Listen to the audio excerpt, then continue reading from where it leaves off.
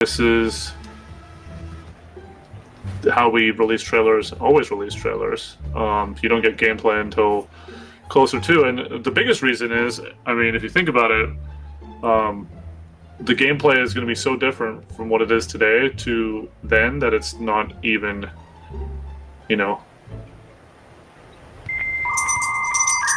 that. So, So another gameplay trailer has dropped, and you know what? At this point, I don't know why they don't just call it a cinematic trailer. This is not a gameplay trailer. This is just a bunch of cuts and showing us literally just nothing that's actually going to matter to the overall addition to the game, right? Or to the main modes that people are going to play. So it's honestly just useless and honestly just a waste of time. You guys go ahead, hit that like button, slap the subscribe button. Welcome to the channel if you're new, and stick around. It's gonna be a good time, I promise. Now let's get ahead and get into this. Oh my god, baby. Oh my gosh, baby, the way she makes me. Now, if you guys are like me, you have probably been doing the same thing I've been doing. You've been waiting on next gen 2K, because since we've been in next gen, there has been no next gen 2K. It's just been the same regurgitated, recycled formula, and the game has literally been the same. Like, it's literally been the same for the last like 4 games, and now here's number 5 in the installation of this series on next gen.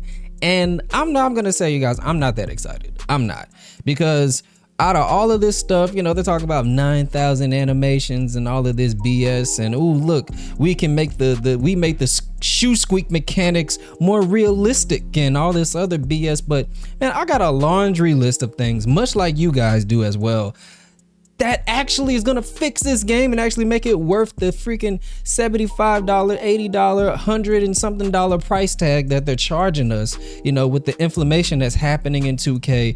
Like, my players are becoming more expensive, but yet the game has not changed. Like, and that's usually what's been missing in 2Ks of today. Is the fact of the matter is like, when there's a console jump, right? When there was a leap from the PS2 to the PS3, or from the Xbox to the Xbox 360, the games play drastically different. And the PS4 and Xbox One gen leap, literally, the leap was fantastic, okay? And you guys already know, if you've been subscribed to this channel, that 2K14 is one of my favorite 2Ks of all time.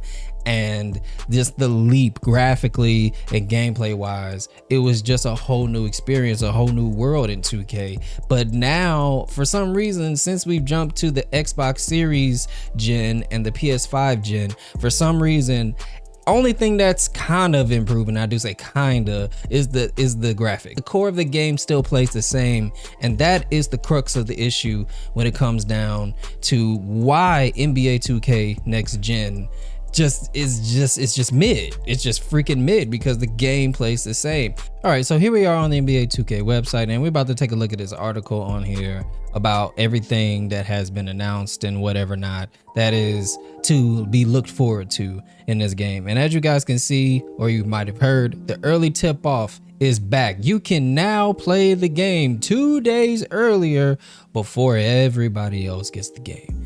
And quite frankly, you ask me, too little freaking too late, 2K. If you ask me, all right, the game sucks. The game is absolutely mid. It's perpetually mid. What is the value of buying this game early? For what? For what? Like, this used to work back in 2016. This used to work back in 2017. You know what I'm saying? This used to matter, but who cares at this point? 2K has ruined the reputation game by game, especially how disappointing next gen has been. So honestly, who cares about buying the game early, my guy? Like, seriously. So let's read a little bit here. So it says, today 2K announced new gameplay enhancements and features bringing authentic encore action to NBA 2K25 on PlayStation 5 and all of the other platforms. Pro Play, 2K's groundbreaking technology. Groundbreaking, that's funny. That's funny. Groundbreaking, that's hilarious. Groundbreaking technology that translates authentic movements from actual NBA footage into immersive gameplay. Continues to evolve and expand in NBA 2K25 with an increased animation library. There's the 9,000 animations that probably like 90% of them don't work, and everybody's just gonna find the only like 5 animations that work. Everybody's just gonna end up using the same jump shots, the same freaking moves to score, the same dunk animations. It's not going, like, okay, sure. Yeah, increased library that delivers 2K's most true to life basketball yet. Updates also include an all new dribble engine. Hey guys, we changed the dribbling again.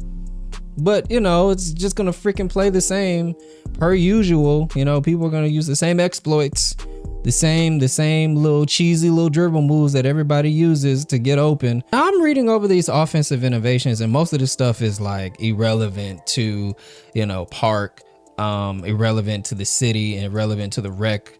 In my mind, that's what it sounds like. None of this really matters, but except for this shot canceling thing, right? This shot canceling thing is very concerning to me, because the thing about it is, I don't know, it to me, and it could just be me, but it just seems like 2K doesn't like test their games enough before they actually put it out, especially when they're adding new features, right? I just feel like they don't test their games enough, and oftentimes in a lot of 2Ks, it feels like we're the guinea pigs.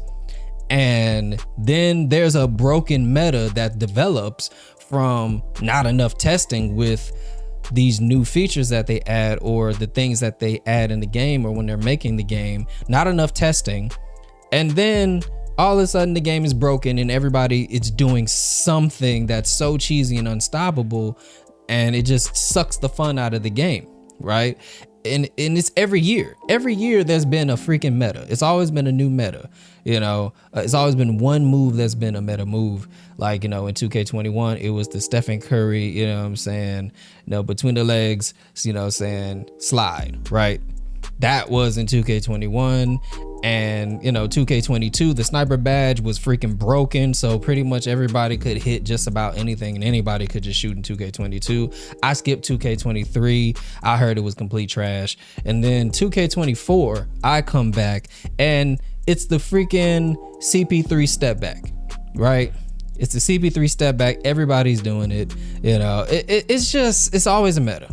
So this shot canceling thing, it sounds really cheesy and very easily to manipulate. So we'll see. I need somebody to show me what that looked like. This is the part I wanted to get right here. Defense win championships. Now this is a rare thing.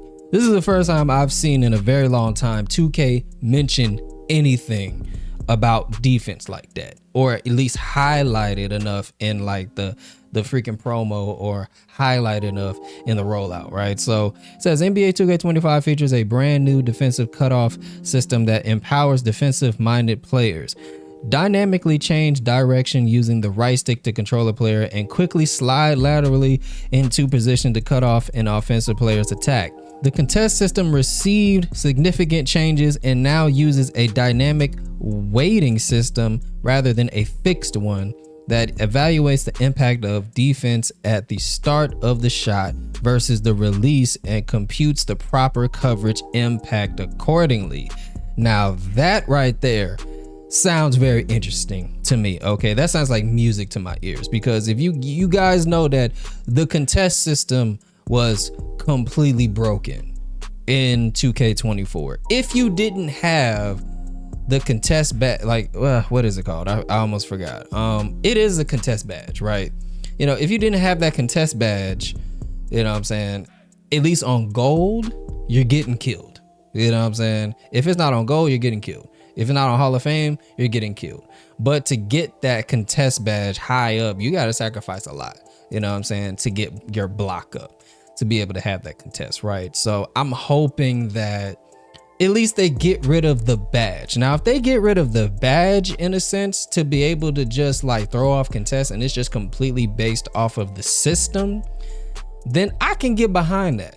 But if there's still a badge attached to being able to play good freaking defense, then I mean, honestly, what's the point of this? Let's get to this AI gameplay thing. Now, historically, AI has been always trash, but let's look at it. It sounds like they improved it. So it says AI gameplay has been improved across all platforms to play a more complementary role with updates to court spacing, offense, defense, coaching, and the AI difficulty, and to evaluate the overall experience. Now, one thing I will say is I hope that really does apply to coaching, because when you play my career, right? When you play my career, the thing that really pisses me off when I do play my career is that when a player is hot and they going off on the opposing team, the coach makes no adjustments. Like, there's no adjustments that happen.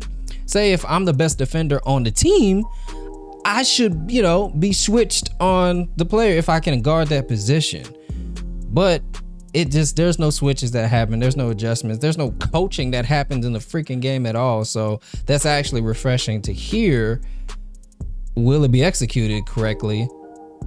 Again, who knows, right? We can't trust 2K for nothing with execution of anything. All right, but that's it, guys, man. These are my thoughts on the initial rollout of NBA 2K25. And as you guys can see right here on the roadmap behind me, pretty much we're gonna get to know on August 5th, right? August 5th, we are gonna find out about my player in my career, which is pretty much where our hope is, right? With our hope and faith and just like praying to the Lord that this is where the game is going to have vast amount of changes, that the city is going to be different, that my player is going to be different, that the builder is going to be different, the badges, and at the end of the day, keep your expectations low, guys. That's my advice to you. Keep your expectations low, because at the end of the day, 2K is a corporation. They gone corporate, and all they care about is money. So yeah, man. I mean, at the end of the day, this is the predicament that we're in with 2K. It's like when you are stuck at a job that you hate, but it pays your bills, and you've been putting out 40,000 applications and you haven't heard from not one single other job for an interview. Well, pretty much this is the situation. This is all we got. We have nowhere else to go. So we're stuck. So, hey man, as bad as we want another company to make a game, 2K right now is all we got. So, hey, let's just hope for the best, right? But hey, if you like more NBA 2K content or more rants on 2K, you guys can look on the screen. I got more content, and also check around this channel as well for other sports related content. And until next time, I'll catch you guys in the next video. Go in the comment section, let me know your thoughts, and I'll catch you guys on the next video. I'm out.